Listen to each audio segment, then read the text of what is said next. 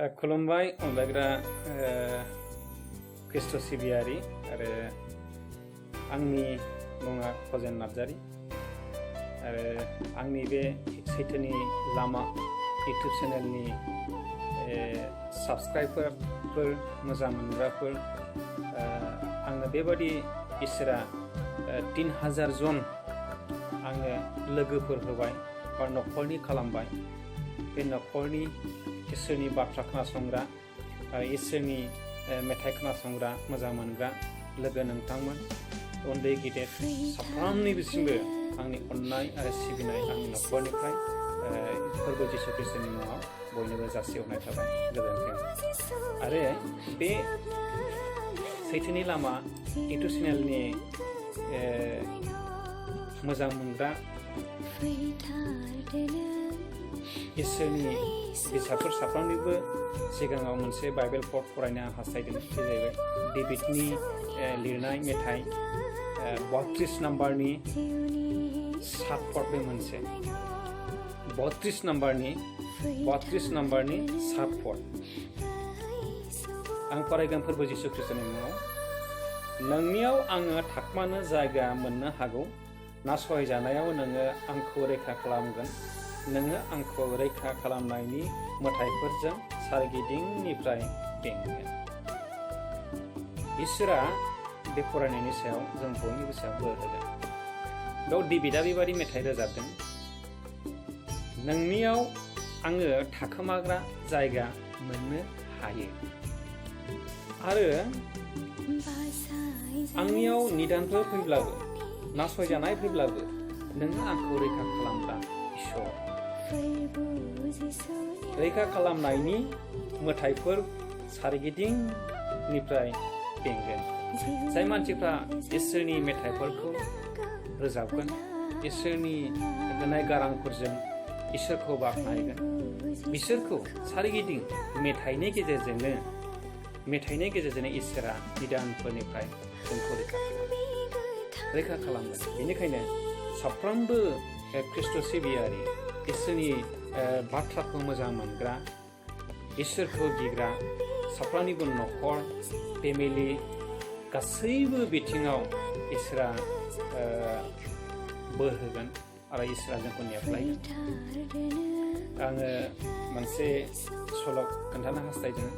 बे जाहैबाय दाउसिननि गेजेराव सखा दाउआ गोरलैसिन। आरो बे सखा दाउखौ जोङो बासा लानाय नुयो।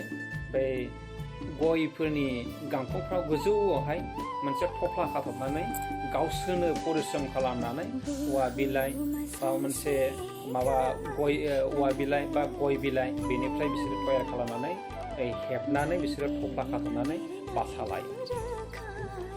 आरो बिसोरो बासा लानानै बेवहायनो बिसोरो फिसाफोर जायो। बिदै दैनानै बिसोर फिसाफोर जायो।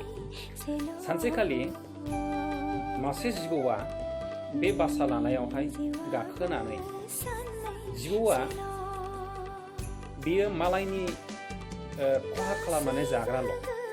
बियो दाउसिनफोर बादि आदार बुथुमनानै जाया गावनि जानायखौहाय। दाउफोरा आदार नागिरो, सानफानि आदार नागिरनानै फिसाफोरनो लाबोयो। नाथाय जिबौनि केरेक्टारा बेबादि नङा। जिबौआ जाहैबाय सोरनाव दाउसा मोनजागोन, सोरनाव माबा मोनसे एम्फौ मोनजागोन, बेखौसो बियो गोथाङै मन'नो, बियो जिबन हत्या खालामनानै जानो, मालायनि जिबनखौ नस्थ' खालामनो बेबादि नागिरबायनायल' बे जिबौनि केरेक्टार। दा बे जिबौआ सानसेखालि गाखोनानैहाय बे सखानि बासाखौ बियो गाखोनानै सखानि बासायाव बियो खर'खौ सौहोबाय। बे समाव सखाया गोरलै जानायखाय गावनि लोगोफोरखौ लेंहरनानै सखाया जिबौखौ सौबाय। नाथाय जिबौखौ सौनायावहाय जिबौआ ओरैबादि फेस्था फाननानै बियो सेस्था खालामफिनबाय बेनि फिसाफोरखौ जाजोबनो। नाथाय बे सखाया गावनि लोगोफोरखौ लेंहरनानै बेबादि सौबाय। उपद्रब सौनायाव जिबौआ गावनो आफिन ओंखारलांनो गोनां जादों। बेयो बे सखा बिसाखौहाय, दाउसिननि बिसाखौ बेयो मोनजायाखै। उपद्रबनि थाखायनो बे नामायलानो गोनां जादों। थिग बेबादिनो इसोरा गावनि फिसाफोरनि न'खरफोराव गावनि फोथायग्राफोरनि जिबनाव बेबादि आनजाद फैब्लाबो इसोरा जोंखौ बेबादिनो नेगोन। दाउ बिमाफोर बादि जोंखौ गावनि गांखंजोंहाय इसोरा जोंखौ नेफ्लायगोन। नाथाय जोंहा फोथायनाय थानांगोन, इसोरखौ गिनाय जोंनाव थानांगोन, जोङो बिसासा जोंनाव थानांगोन। अब्लासो इसोरा जोंनि न'खर, जोंनि फेमिलि, जोंनि गासैबो बिथिङाव, जोंनि लामा हान्थिनाय, जोंनि थाबायनाय गासैयावबो इसोरा जोंखौ नेफ्लायगोन। बेनिखायनो डेभिडआ बुंदों, आङो नोंनियावहाय थाखोमानो जायगा मोननो हागौ। एकमात्र फोरबो जिसु ख्रिस्टनियावल' बासायजानाय आरो थाखोमानाय बेबस्था दङ। बेनिखायनो जोंनि ख्रिस्टनियाव अनलायग्रा ख्रिस्ट सिबियारि जे आंनि जे इउटुब चेनेलखौ मोजां मोनग्रा 3000 जन जे साबस्क्राइबारफोर होबाय, बे साबस्क्राइबार खालामग्रा साफ्रोमबो आंनि न'खरनि गुबै असे लोगो जाबाय, न'खरनि मानसिफोर जाबाय। बेनिखायनो साफ्रोमबो बिथांमोननिसिम आंनि गोसोनि अननाय, मोजां मोननाय, सिबिनाय फोरबो जिसु ख्रिस्टनि मुङाव जासिहरबाय। बे मेथाइनि गेजेरजों आरो बे गाहाम बाथ्रानि गेजेरजों इसोरा नोंथांमोन साफ्रोमखौबो बोर होगोन आरो नेफ्लायगोन।